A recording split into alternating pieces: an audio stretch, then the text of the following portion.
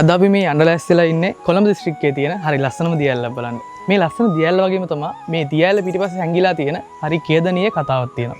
මේ ලස්සන තැන බලන්න එනවා නම් කොළඹ ඉඳලා එන කෙනෙක්ට පුවප්පිටිය හන්දියෙන් දකුණට හැරිලා කිලෝමීටර් 1.5ක් දෙකක් විතර එනකොට මම මේ ඉන්න තැන හම්බ වෙනවා. මෙතනින් වමට හැරිලා මේ පල්ලෙහා පාර දිගේ මීටර් 100ක් 150ක් වගේ යනකොට අපි මේ කියන ලස්සන තැන හම්බ වෙනවා.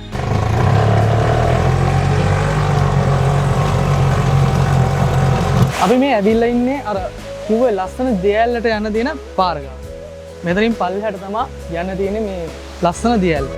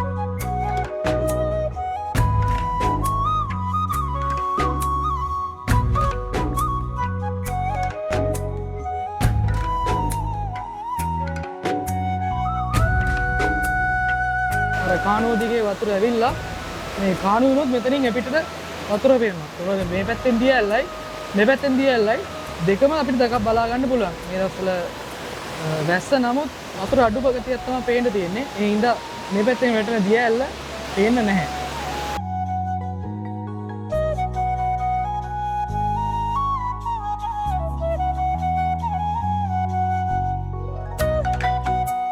මායාදුන් රජතුමාගෙන් පස්සේ පළවෙනි සීතාවක නමින් රජකම් කරපු ටිකිරි කුමාරයාගේ කාලෙත් මේක පාවිච්චි කරලා තියෙන්නේ රාජකීයයන් සඳහා.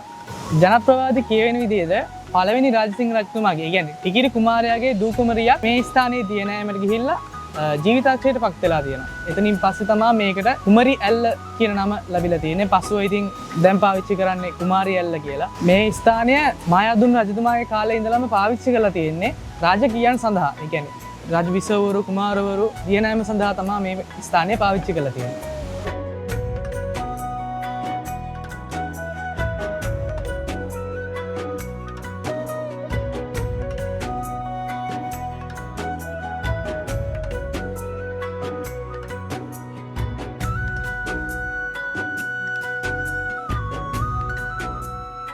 දැන් ඔයගොල්ලෝ හැමෝම දන්නවා අපි අද මේ ඇවිල්ලා ඉන්නේ කුමාරි ඇල්ලට කියලා. ඉතින් මේ කුමාරි ඇල්ල ගැන ගොඩ දෙනෙක් මම හිතන්නේ මේ වෙනකොට නොදන්නවත් ඇති, දන්නවත් ඇති.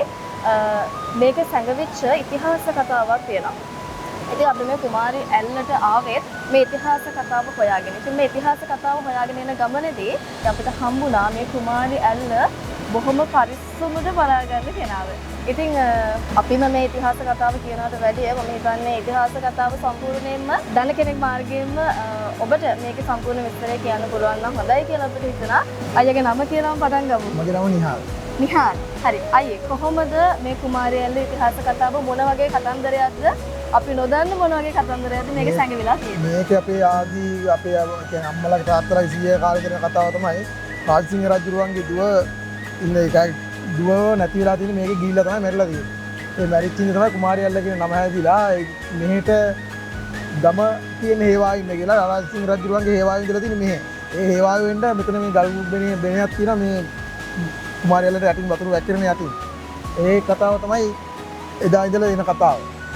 මේ ගල් ගුහාව තියෙනවා මෙතන ඉඳලා රාජධානිය යාගේ සීතාවක රාජධානිය යනවා. අපි මේ මෙතන ඉන්නකොට දැක්කා අයියා මේ ඉතන ඇතුළට වලකට වගේ බහිනවා තිනේ. මොකක්ද ඒ කතාව? ඒක කතාවක් ඉතින් දැන් අවුරුදු 20ක් 30කට හරි ඉස්සරලා ගත්තු නිදන් වල ප්‍රතිඵල තමයි ඒ තියෙන්නේ. නිදන් ඒක රජුරුවන්ගේ කාලේ දාපු නිදන් ගත්තු වලක් තමයි ඒ තියෙන්නේ. දාන වංගෙඩි වලක් වගේ රවුමර තියෙනවා අඩි 7ක් විතර උසට. එතකොට මේ කුමාරියල්ලේ බිලි ගන්නවා කියලා අපි කතාවක් අහලා තියෙනවා. බිලි ගන්න කතාව ඇත්ත වෙන්න පුළුවන් සමහර මිනිසුන්ගේ පරිස්සමක් නැතිකමට වෙන දෙයක් වෙන්නත් පුළුවන්. මොකද ගොඩාම දැන් 33 දෙනෙක් මැරිලා තියෙනවා. 33 දෙනාගෙන් 30ම බීලා. 3 දෙනෙක් තමයි ගහගෙන ගිහිල්ලා මැරුණේ ගෑනු ළමයි 3 දෙනෙක් යාපන යුනිවර්සිටි එකේ. අනිත් 30ම බීලා මැරුණා. එතකොට දැන් මේ තැන ගත්තාම මේ වෙනකොට දේශ විදේශ සංචාරකයන්ගේ පැමිණීම කොහොමද? විදේශ සංචාරකයෝ ඉස්සරලට නම් වඩා ටිකක් එනවා. දේශීය සංචාරක තමයි වැඩිම. විදේශ සංචාරකයෝ සාමාන්‍ය ප්‍රමාණයෙන් වැඩිවීමක් තියෙනවා. හරි අපි අවසාන වතාවට අයි බොහොම ස්තුතියි අපිට මේ කතාව ගැන විස්තර කරාට. ඒ වගේම අපි අවසාන වශයෙන් කතා කරමු. මෙතනට ගොඩාක් එනවා දේශ විදේශ සංචාරකයන් ගොඩාක් පැමිණෙනවානේ. ඉතින් මම දැක්ක අතරින් එනකොටත් බෝඩ් එකක් ගහලා තියෙනවා. ඔබ අරන් එන කැලිකස්වල ඔබ මාර්ගෙන යන්න ඔබේ පාස් සටහන් විතරක් මෙතන තියලා යන්න කියලා අපි මේ පුංචි පණිවිඩෙත් අවසාන වශයෙන් මතක් කරමු. මේක බලන් දෙන කට්ටියට. අනිවාර්යයෙන්ම මේ ටික එන කට්ටිය තමන්ගේ එන ටික උඩට හරි ගිහින් දෙනවා. ඒකත් ලොකු දෙයක්. තාම මේක ප්‍රාදේශ සභාවෙන් මේකට තාම පියවර කරන්න නැහැ. ඒ ගෙනකුණු අපි තමයි එකතු කරලා ලයින් කරන්න තියෙන්නේ. ප්‍රාදේශ සභාවෙන්වත් නගර සභාවෙන්වත් මේකට එන්නේ නැහැ තාම. මම ඒ ටික තමන්ගේ ටික තමන් අරන් යනවා නම් ඊට වඩා දෙයක් කරන්න බැක්කනේ තියෙන ගොඩ